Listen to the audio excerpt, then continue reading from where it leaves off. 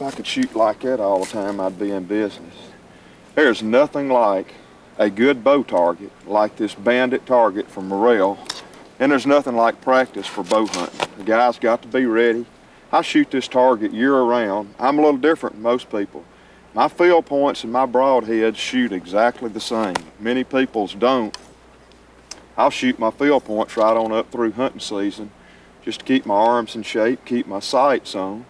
If I want to shoot my broadheads, Morrell makes a little target called the Ultimate Broadhead Target, a little square target. It's compact, you can throw it in your truck. You can take it out and shoot it in the woods right before you go to the stand. It's a fantastic target.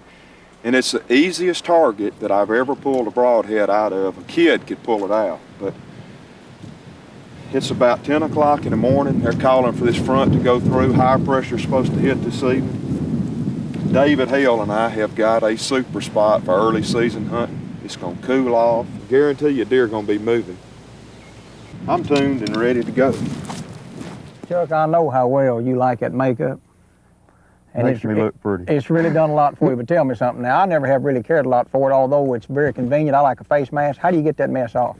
Look, you can get my face just as soft as a baby's rear end. You just get some little chubs or baby wipes. It'll wipe right off. I mean, just easy as it can be. And of course, I hunt turkey hunt stuff with that head net, but y'all came out with this accessory, and I love it. Shooting your bow, nothing gets in the way when you draw. Well, now, and you know, we look back here at these food plots behind us. This one right here, in spite of the drought of '99, has made some corn. And those bottoms down there, in the bottom, the cornfields down there has made corn too. What is your setup day? What have you done?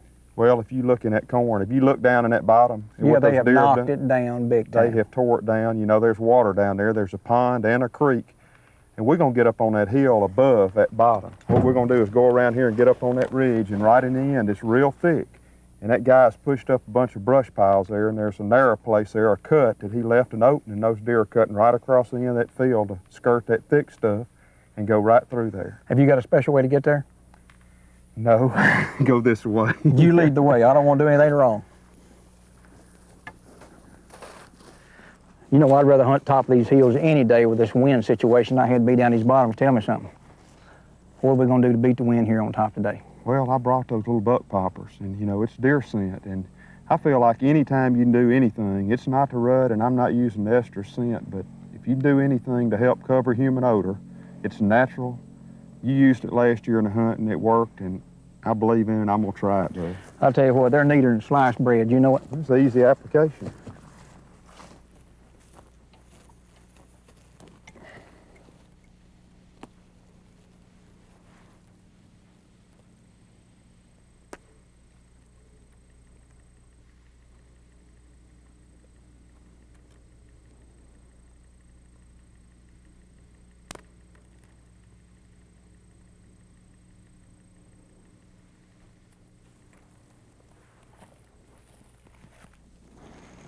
Safety belt hooked up.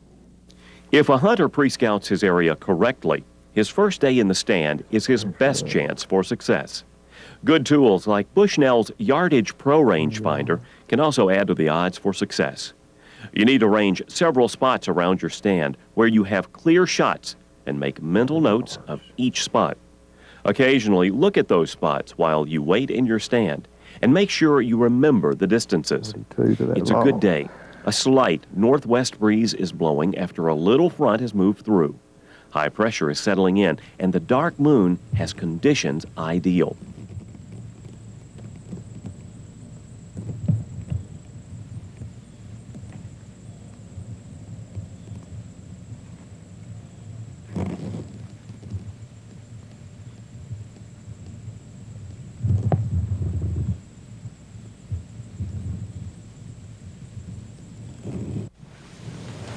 It's been a dry fall, and hunting around water has been good.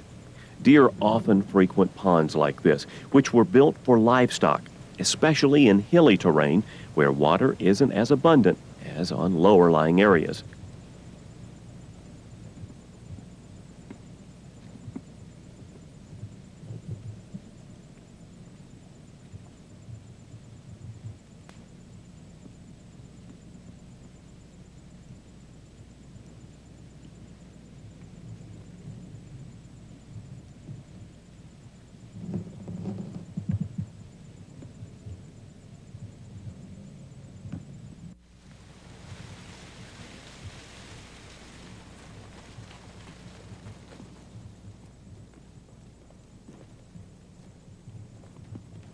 These does are doing exactly what Chuck had hoped. They're traveling from their bedding areas over this hill and down past his stand toward the agricultural bottoms. Chuck is slightly downwind of the main trail and the area where he deposited the deer lure. Watch how curious this big buck is as he scent checks the lure.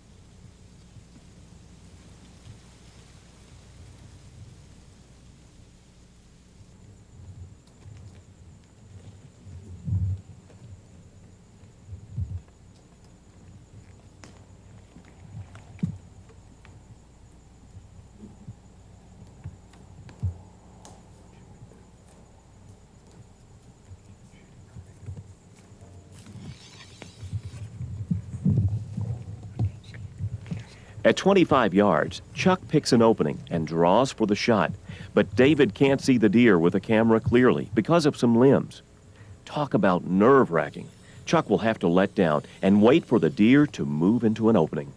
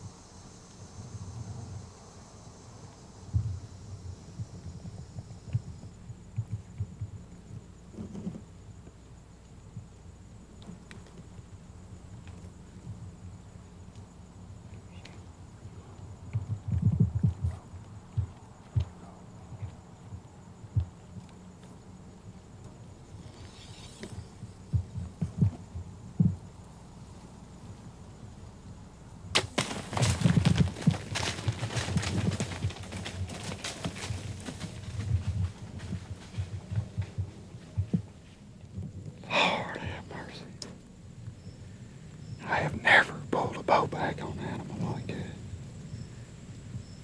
I ain't kidding you. I got to sit down. I'm about to pass out. Mercy. Man, oh man, what a buck. David, I know you itching to put your hands on him. Come on, man. Get in here and put your hands on him.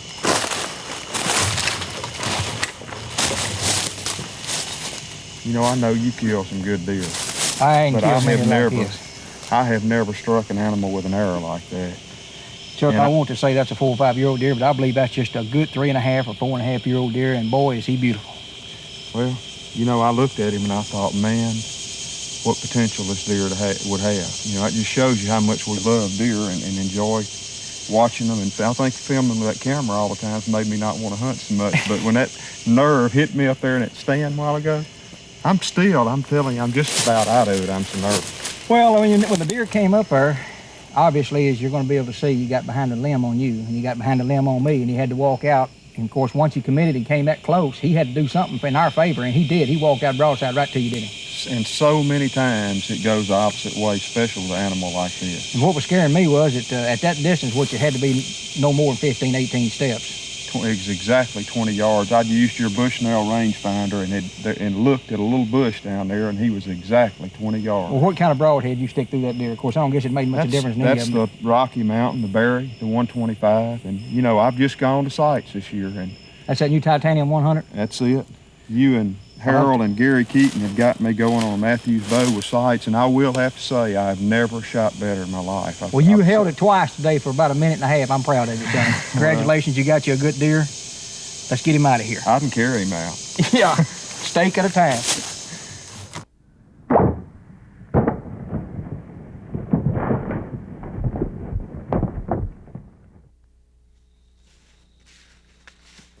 During the late part of October, up until the first few days of November, is the pre-rut stage for whitetails in the central United States.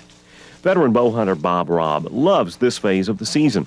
He knows that whitetail bucks are beginning to rut, and that makes them become more active and easier to pattern. It's the very best time to lure a buck in to scents and calling.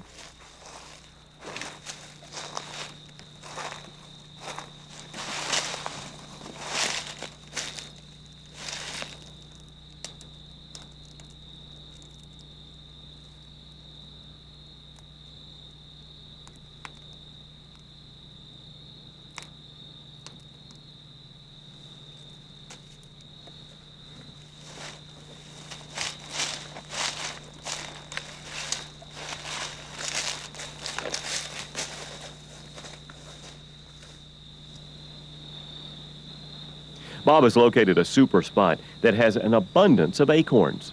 It's also a travel corridor that has a funnel effect because two long bottoms feed together at the point of a big ridge.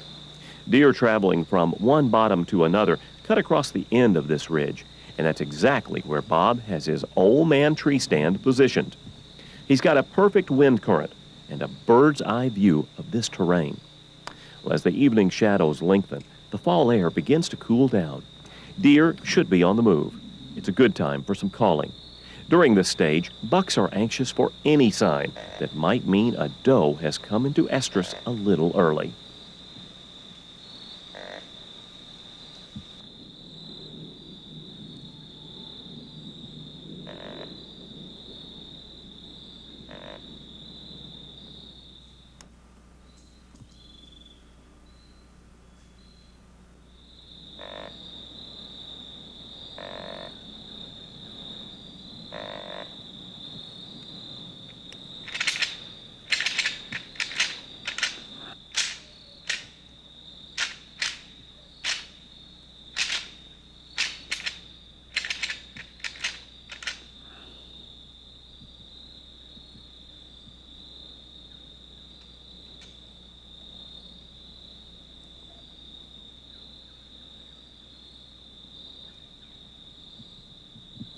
The sound of a consistent gait of a buck's walk catches Bob's ear.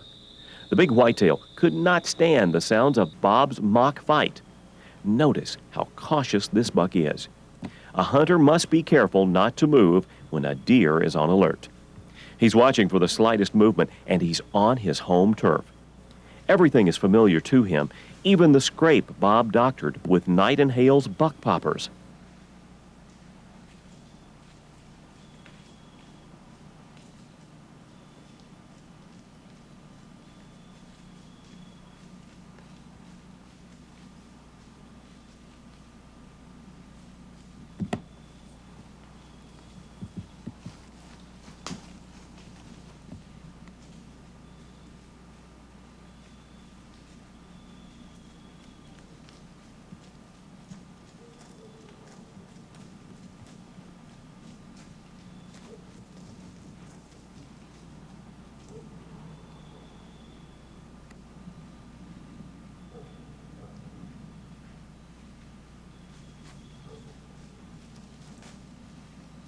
This buck is at 20 yards and wide open for the camera, but Bob has no shot.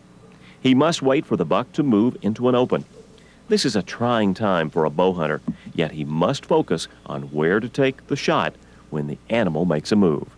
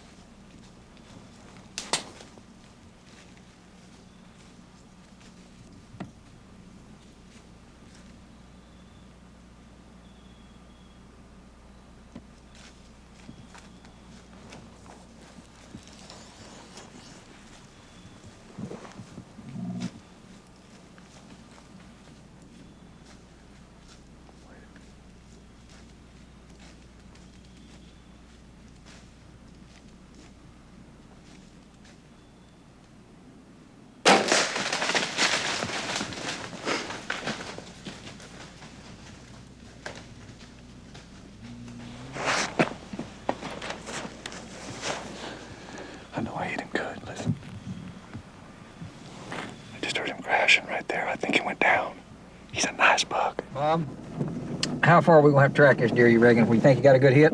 Well, I think I hit him pretty good, David, and I think we heard him crash over there, but it got dark on us, so I thought we ought to come back and get us a good light or something before we went out there and maybe spooked him out. Well, nighttime tracking. What about it, John? I guarantee you, Dane Phillips sent me that little rechargeable light.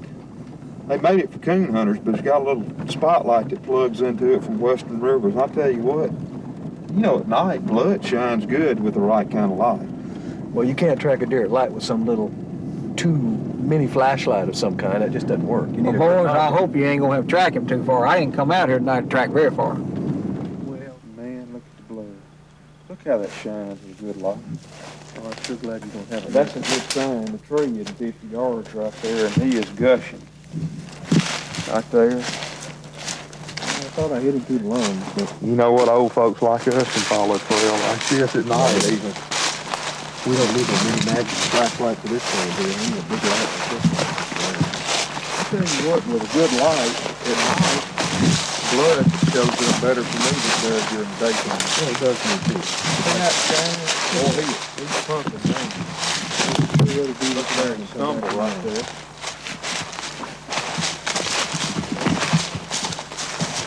Got some running shoes on and just about run on it, so it's good for it.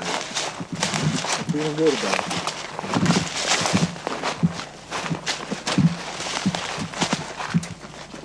Hey, There it is right look there. right there. I think you're right.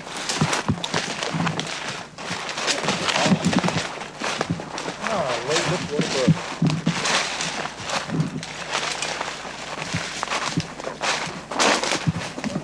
That's the old deer, isn't it?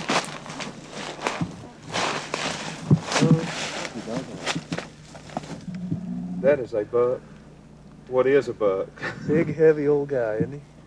Those buck poppers did the trick, didn't it? I'll You tell just, you I what. didn't cut enough limbs for you to have the shot. And I'm gonna tell you something, that deer came straight to that scrape. And he worked that scrape for minutes and didn't want to leave it. Well, I'm going to load my pack with buck poppers. You can drag your deer out, buddy. Could you have some bears for You'll me? be fine. Nice job. Good buck.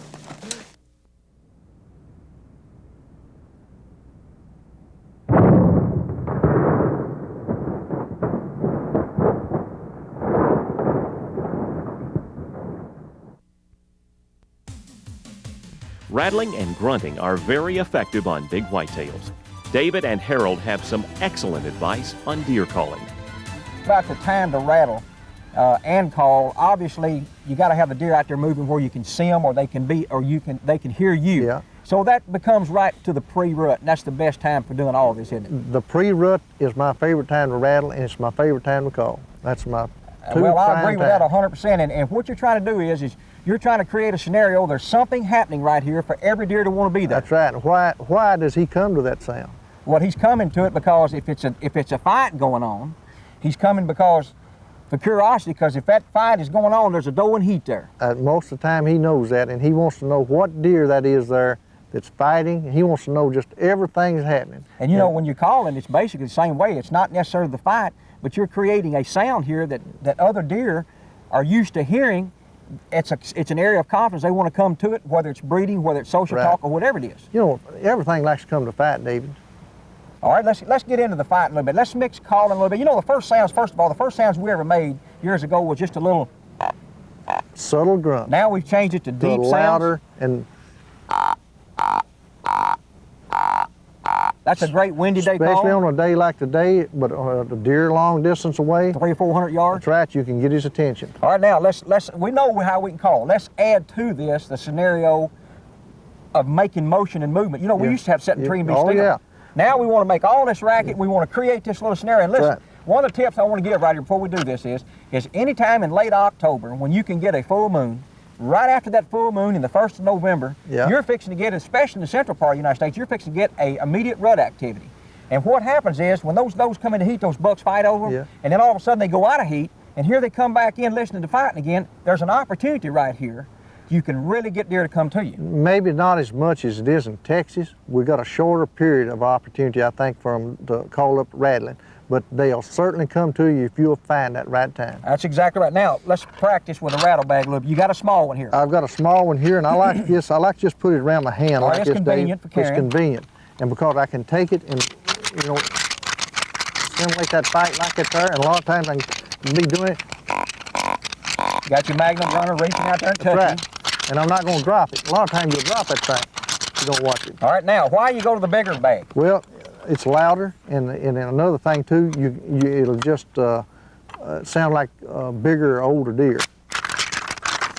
And you know what? The fights that we can show, we got little bucks coming to big buck fights. That's They've right. got to come Oh look yeah, at they're not scared. They're going to come in here and look. You know, they'll keep their distance. Yeah, that's exactly But they're right. coming and look. And let's talk about rattling horns a little bit. Now, you know. I know you put them gloves on. Yeah, well, this is one of the safety events right here. If you're going to I rattle like horns, thicker gloves even. well, if you're going to rattle horns, you need to knock your eye guards off. You need to find you a good heavy set of 8-pointers. Now they become 6-pointers. Yeah. And really what you're doing is you're making that initial clang. You don't have to be that loud with it.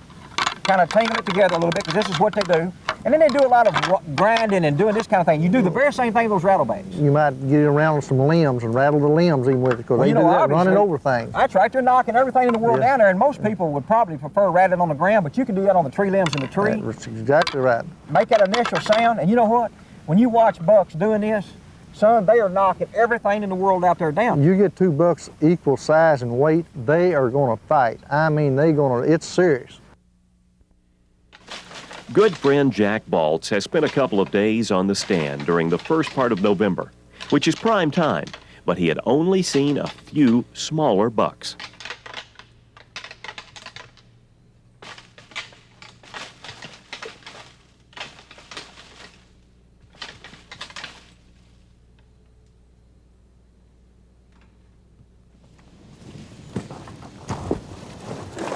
Well, what have you seen? I saw a couple small does, and then I saw two. I was rattling a little bit, rattled up two small 8-points. I tell you what let's do. Let's get on the ground and hunt this morning. I believe that, you know, Dave and I do this a lot.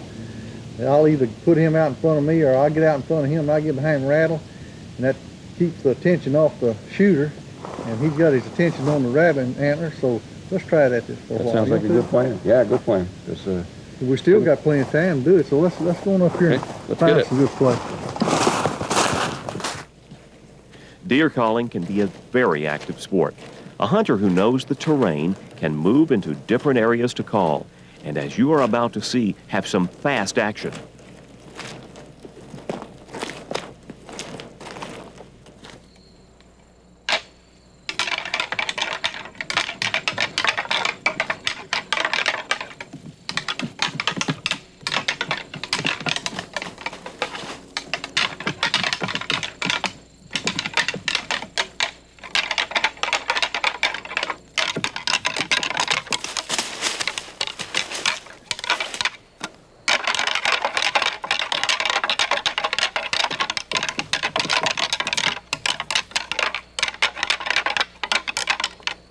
When deer come to rattling, they are looking for movement. It's good to get concealed, but it's amazing what a hunter can sometimes get away with. When Harold spots the buck, he tones it down to light tickling to draw the buck closer.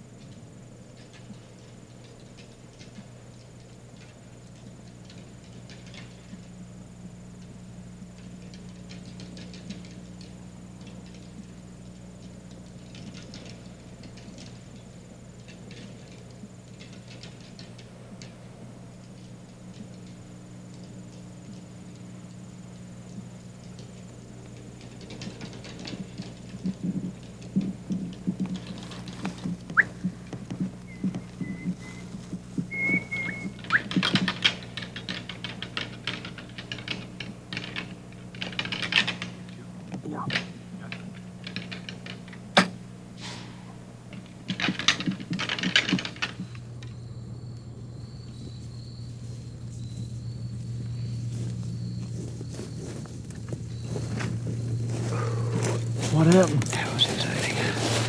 Oh, he just came right out of there. You know, he was looking right at me and looking at you, and I wasn't quite sure when to draw or not. He put his head down one time.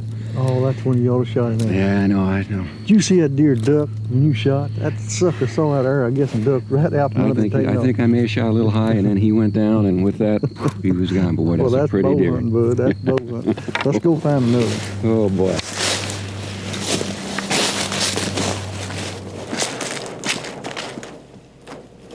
Well, later that day, after a couple of unsuccessful setups, Harold and Jack move into an area that is made up of thick cedar thickets and hardwood draws.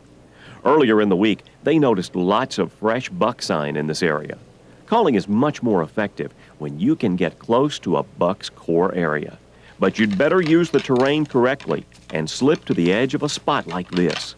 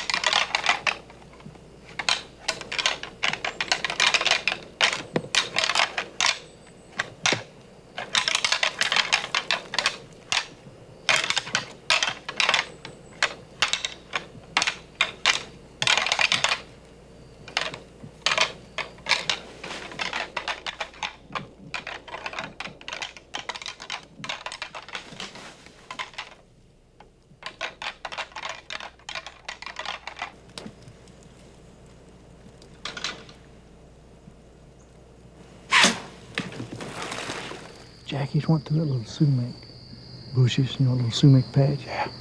And you see the last place I saw blood was right here. Going in his trail, probably. I tell you what, it's been a little over an hour. Yeah, it's been at least. To hit you. It's been at least that. That's exactly what you want to do when you hit one there. Now, that ain't a bad hit. A lot of people throw their hands up and maybe want to go to the house, but I've killed lots of deer shooting them right there. So I feel confident finding that deer. I've already got blood found, so let's... Yeah, it's a good trail. I bet we'll find him laying up. I tell you what, let's do. Let's slip real easy, though, in case we find a big deer.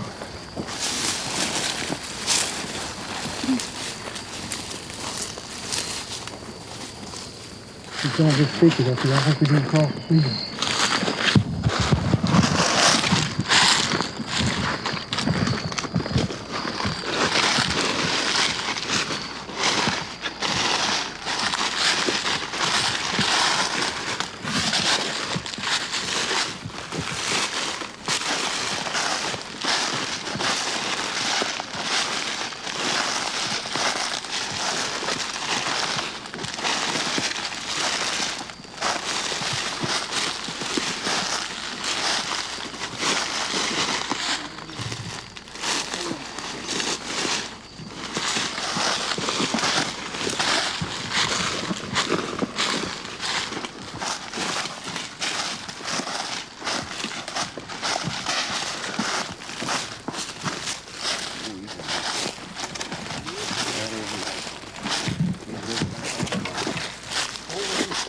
Jack, that is a good deer. Bow kill, gun kill, I don't care what. That's a good deer. Well, I'll tell you, it's a nice deer. It's a fun deer. And I'll tell you, the hunt's been incredible. I mean, 2 or 3 days we've been hunting, as you know, up in the trees in the morning a little bit. And, you know, we rattled a little bit and we had 2 or 3 bucks come in. And, man, when you got that idea to get on the ground and cover a lot of turf and do some rattling, that was a good one because it's been working. I tell you what, it's a different ball game on the ground. Oh, boy, they're just so much more alert. And this is, I don't know, I think we saw 3 or 4 bucks came in, some nice ones. It's right in the prime time, pre-rut, right before the rut. It's the 1st of November. I'm telling you, it's just perfect to rattle up deer. Tell you something else too, Jack. You made a shot on this deer where a lot of people will say that's a bad shot. But I'm gonna tell you something. I've killed a lot of deer shooting a deer in the back hip, where you got good penetration. When you get good penetration back there, if you give that deer an hour, hour and a half, and just let him go and lay down, you'll find that deer most of the time. Yeah, and that's exactly what he did. He didn't go probably more than 100 yards here, and you know, we found him laying up. And I'll tell you, I mean, it's not where I was aiming, but he whirled around. He saw me shoot. You know, he was coming right at me. I tell you what, when you're on the ground with a bow, it's not like you got a 30-06 in your hand. You know what? I had my little rattle bag and I had my antlers. I'm gonna tell you what, them deer would look right at me. They was looking for deer movement. They didn't care if you moved. Sure. They was looking for a fight. Sure. You And they're know what looking I'm for saying? noise too. That's It's got the exactly sound. right. I mean, they're I expecting wouldn't to hear really that. hid. You know, you didn't have to hide. He was looking for a deer fight. Well, I learned something today that I'll be doing for a while. I can tell you that. That rattling is fun. That's exciting.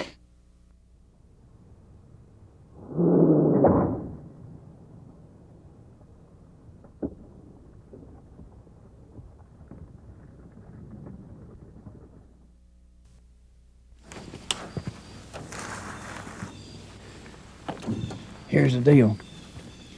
It's right prior to the rut. It's in the pre-rut stage. Lots of scrapes and lots of rubs. Got a stand up over here about 300 yards. About a half-acre field. It's grown up. Lots of activity around it. Lots of buck sign. I'm gonna put a little cold blue scent on my shoes to walk in with. And I'm gonna make me a little doctor up my little scrape. It's over next to the stand.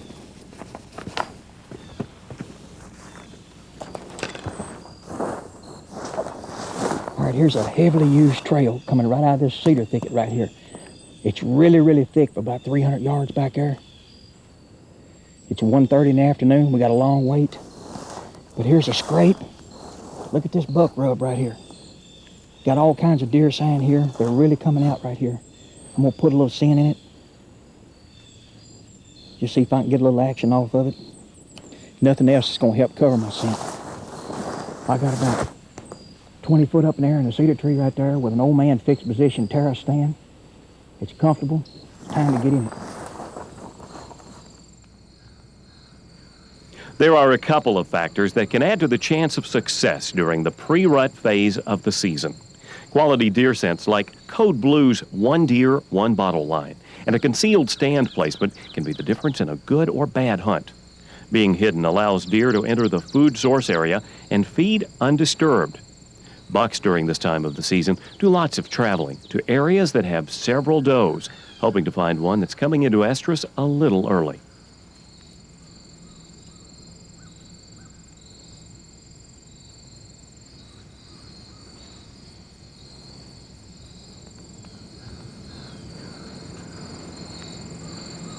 The wind direction is perfect for this stand location.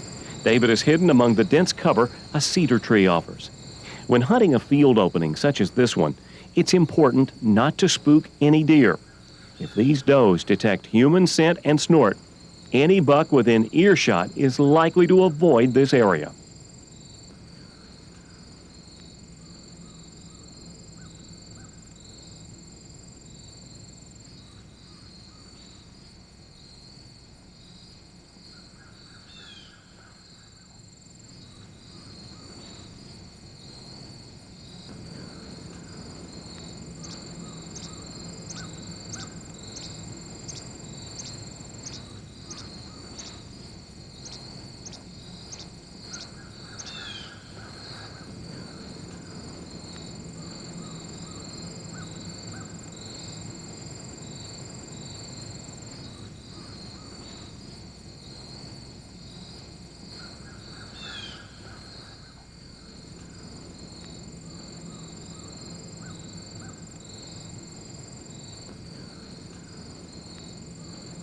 Many times an old buck will sneak along the edge of a field or opening to look for does. A buck will have specific routes that offer good cover and visibility around these food sources where deer congregate. If he doesn't spot any action in the field, many times he'll never enter the opening.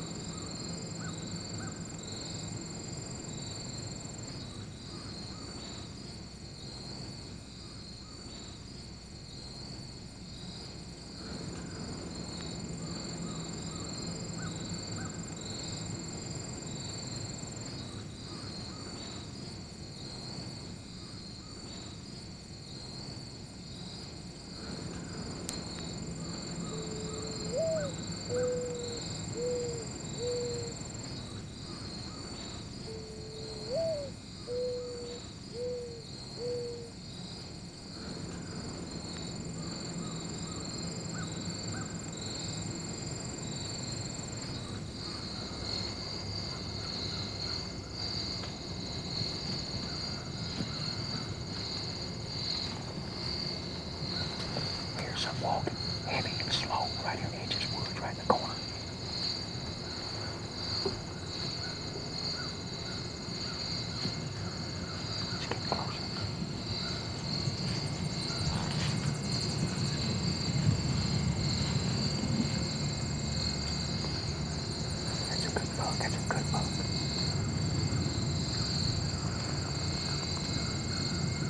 Big bucks are very cautious animals. They are alert to every move. Any move David makes would probably be detected, so it's important to stay calm and wait for the opportune time to shoulder his rifle.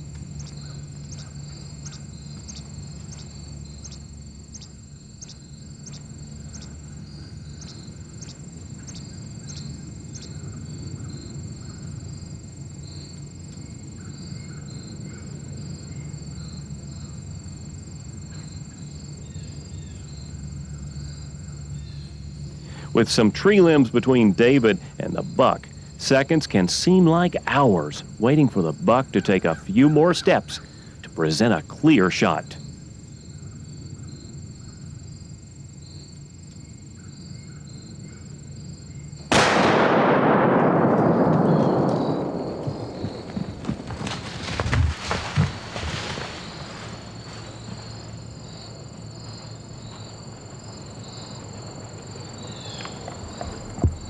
Yes.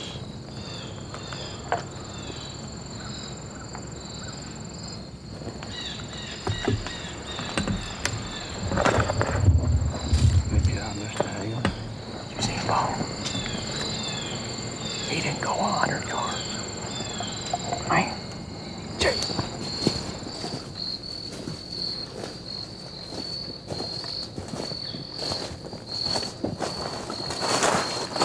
Boy, there's so much smoke rolling, I couldn't tell exactly where he went in the woods, but I think I know I got it marked pretty close. It sounded like he piled up about 20 yards beyond that spot. I can't see from here, but if he's laying there, he looked like a dandy. Boy, I can't wait to get my hands on his horns. I think he went in right beside this big sycamore tree right here.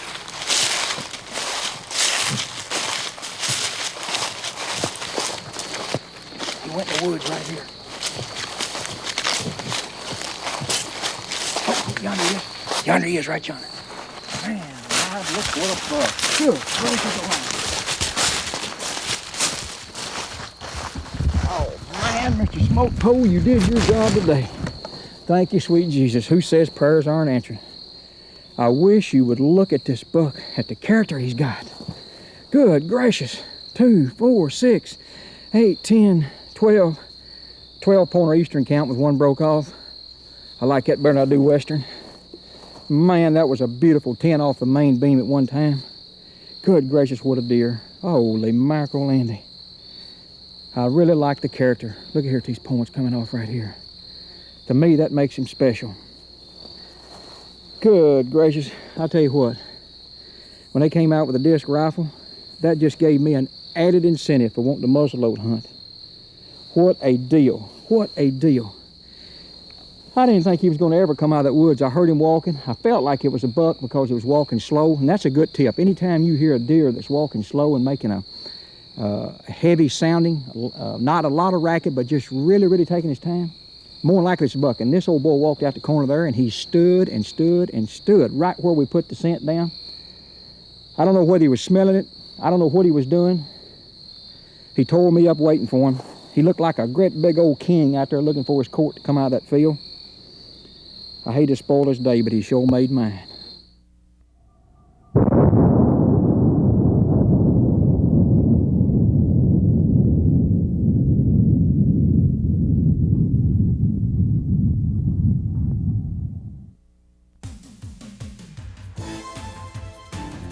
Good equipment is a must in deer hunting. Walter and Chuck have some ideas to share with you. All right, Walter, 2 quick tips. There's so many out there, but 2 I think will help any deer hunter. You got a big buck coming to your stand. How do you get ready? Well, obviously you got to be mentally prepared. That's going to start back before you ever hunt. In your practice sessions, you need to shoot your bow out of a tree stand. Okay. Shoot it at a 3D target. Make everything as lifelike and hunting situation as possible.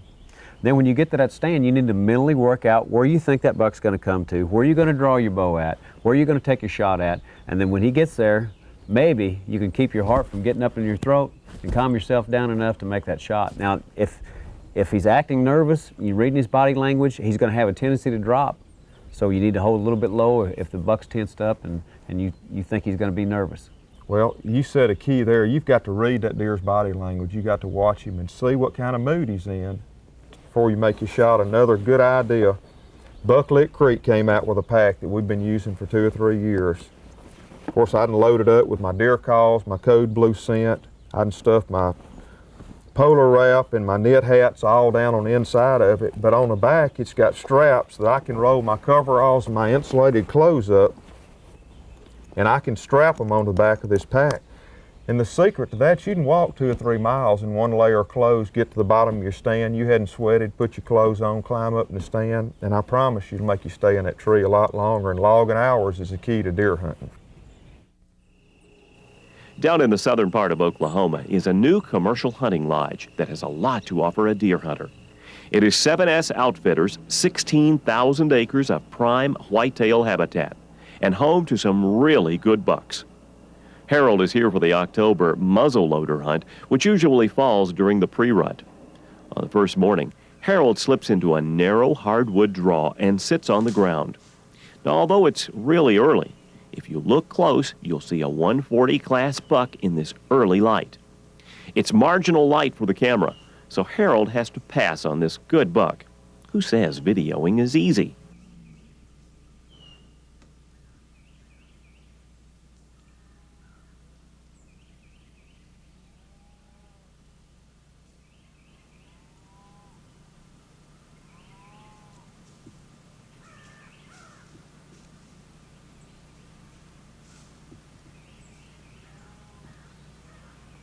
Boy, this is a good looking place. And I want you to look at this wind. It's perfect. I mean, just absolutely perfect for this spot. I tell you what, Frank with 7S Outfitters saw a nice buck in here this morning with a bunch of does. And these does are eating acorns. It's 2 big chestnut oak acorn trees right here, just full of acorns. And I'll bet you it's 6 or 7 scrapes in a circle out here of 100 yards. Now, we didn't get out there and walk around much this morning because we didn't put a lot of scent out there. We come in here right in the middle of the day and put these stands up for this afternoon. And I tell you what, I am looking forward to this afternoon hunt because I know this is a good place. And we've got enough breeze where we can get by the little movement and they're not going to smell us from coming through this thicket here.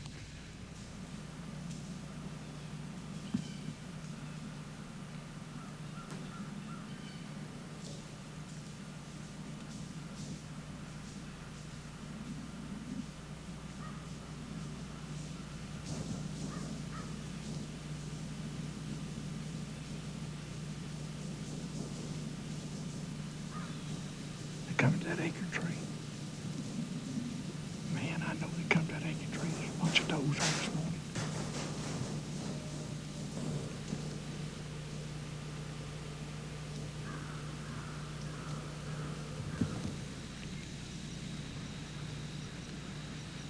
That's a doe and a little one. They moving pretty fast too.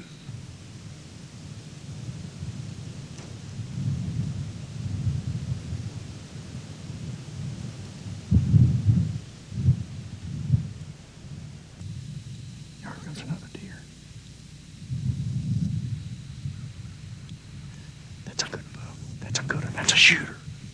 That's a good deer. He's following that doe.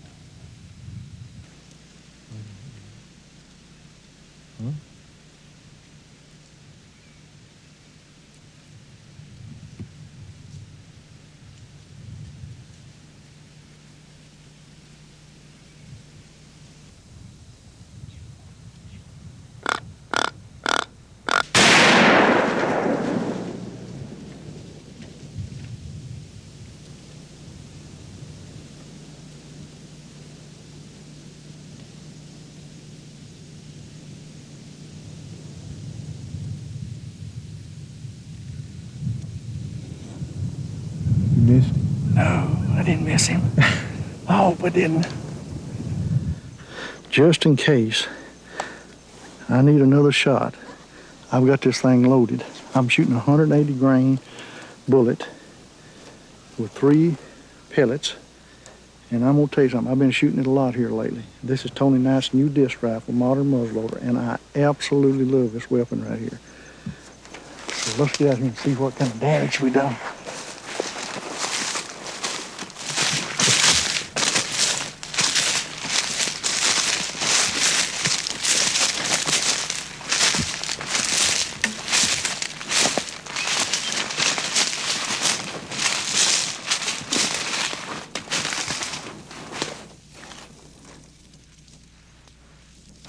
Yonder he is, Chuck.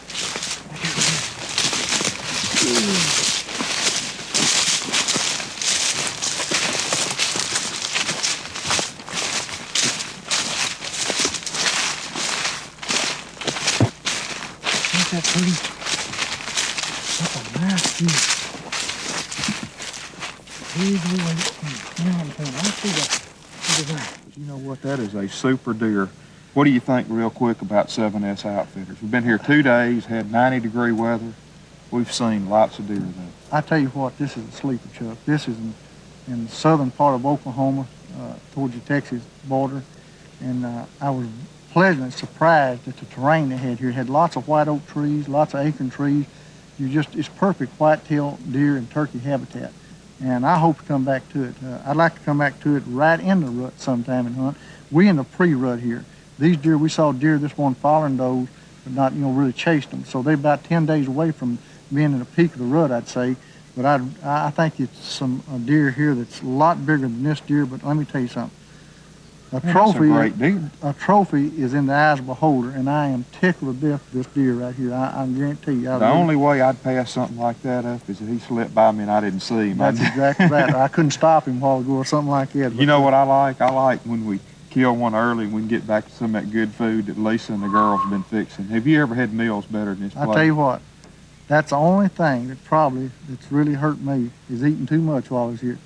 Sitting up in that deer stand eating too much, but I have really enjoyed it. It's been different, all the states we get to go to, it's different, and this is certainly different, and I really enjoyed it. Hey, and they got great eastern wild turkey hunting here, and I mean, very reasonable price. I tell you what, if people that from the north or south or wherever wants to kill an eastern wild turkey, I think this would be a super place to come to. Well, I hate David isn't here right now, especially to help drag, don't you? I have to give old David credit. He had to cancel out the last minute. He was looking forward to coming on this hunt, but he's the one that found this hunt and set it up.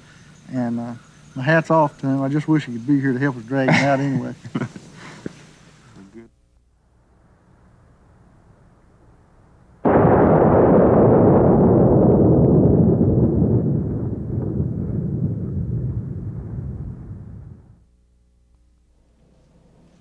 When morning breaks here along Nebraska's Platte River, it finds pro staffer Jim McConaughey nestled into his old man, old-timer ladder stand.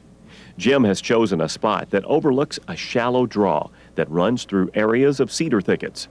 This area sits several hundred yards off of corn and alfalfa fields where deer feed at night. A good backdoor entry to this stand site has Jim in position to catch deer traveling back through from feeding. Our hunter's stand is 16 feet high, which is perfect when concealed against a big cottonwood that's tucked back in some cedar. Deer can pass by and never know Jim's in the world. There's some rutting activity going on, but it's the early part, and an unexpected warm front has slowed the action down. But during this time period, a buck could come trailing along behind a doe at any time. Many times a whitetail buck could be as long as an hour or two behind a doe. He could be traveling and cut a doe's trail longer after she's passed through. When he does, usually he'll try and trail her up. That is why it is very important to let does pass by your stand without alerting them to your presence.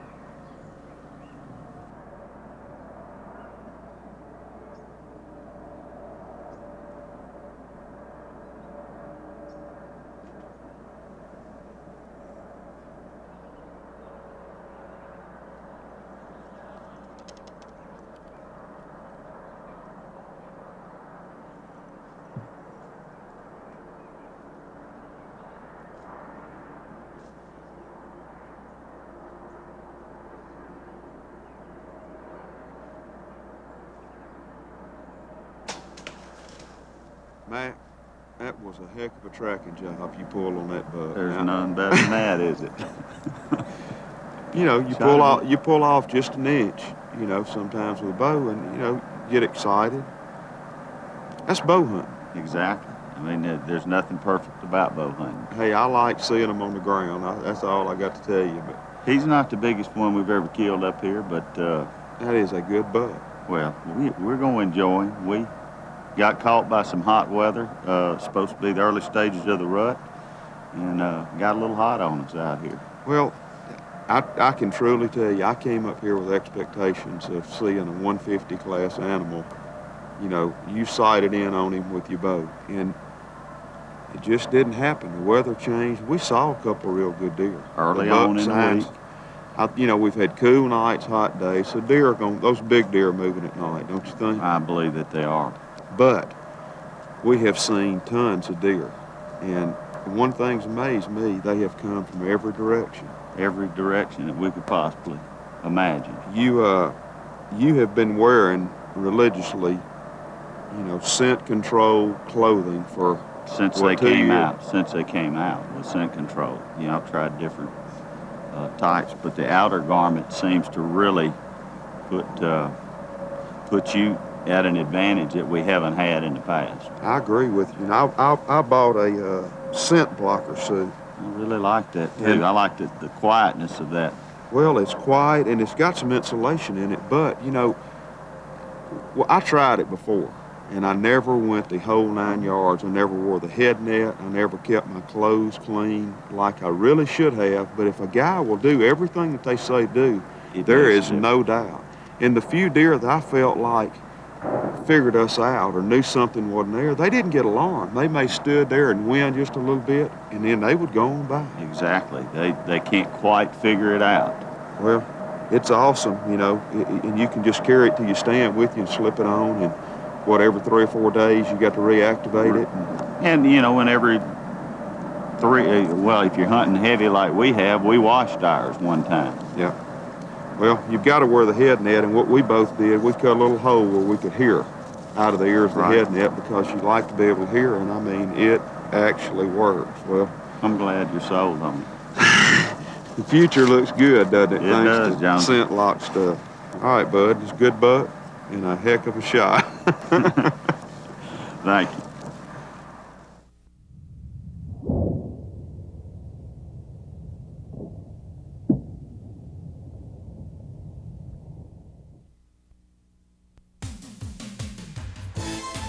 Muzzleloading pioneer Tony Knight has some valuable information for foul weather black powder hunting. Tony, the last 2 days been as rough a days I've ever hunted in my life or anything. It's rained, and now it's come 16 inches of snow today. Now, how in the world do you keep a muzzleloader dry enough to shoot? Sometimes it can be difficult, Harold, but with these new night rifle inlines, it's not that hard anymore. Especially, it depends on the model you've got. Now, if you've got the old percussion model, that's a little bit more difficult, like the old MK85 or something that uses a percussion cap. You got to be a little bit more picky. Probably the first thing I'd start off with, and I'll get one out of my pocket here, take my gloves off, but a fella makes these, I think they're kind of like a finger cot, and it's just a little rubber tube device that you can slip up here on the end of the barrel. Just real slick and easy. Well, do you take that off when you shoot? No, sir. Just leave that on. Here, I've got it backwards, Harold. All right. Turn it over and it'll just slip right over there. All right. There you go. Now that's all you do to protect the front end of your gun. Or you can do the same thing with a piece of electrical tape or a masking tape. Now, down here in the firing mechanism, it depends again on the model. If you got the old percussion system, it'd be a good idea once you get your percussion cap on, push it on real solid. And with our red hot nipple, that will kind of waterproof everything because it's almost a water seal fit. But to be extra cautious, you can take a piece of wide, what I want to say, duct tape, the silver duct tape, and stretch that right over the opening there. And when you shoot, the backblast will normally dislodge that tape and open everything up so you can reload. Now, if you're shooting our new disc rifle, this has a waterproofing seal. So as long as you have that disc in the action and closed, it is thoroughly waterproof. And this is where your secondary safeties come in handy. As long as you got all the safeties on, your disc in, you are thoroughly waterproofed on this end, so you don't have to do any more. Yeah. But again, if it's a percussion model, you're using percussion caps or musket caps, then you got to take a little extra precaution and put a little tape around the opening. And also, when I carry the gun, if it's in bad weather like this, a lot of snow or rain, I'll always carry it under my arm in that fashion, so to kind of protect that firing mechanism. When you're sitting in a tree stand, don't sit there like that, because it's going to fall right down into your action. When you lean it forward, it's apt to drip in around the breech plug. All right, let's kind of leave it laying down like that on its side. All right, let's say that we didn't shoot that gun that day. We come in that night, it's been raining, snowing like it's been doing the last 2 days. What kind of cautionary things we need to take in? Well, personally, I've hunted with them so many years that I don't worry about it, because I know I've thoroughly waterproofed mine. But in the event you might be worried that it could be contaminated with moisture, then I'd suggest just with all the night rifle designs, all of the bolt assemblies come out the rear, pull out your breech plug, tape your ramrod, and shove your powder charge on through, and put everything back, lightly oil it. Now load it again in the morning when you're ready to go, and you got a fresh charge. The old rule of thumb was always go out here of a night and shoot her off every time. Yeah. Well, you know, with a muzzleloader, every time you shoot it, you got to clean it. That's right. And I don't like to clean mine every night. Yeah. So it's just a good practice to get into, and if you think that it's been contaminated, push it out the rear, don't shoot it.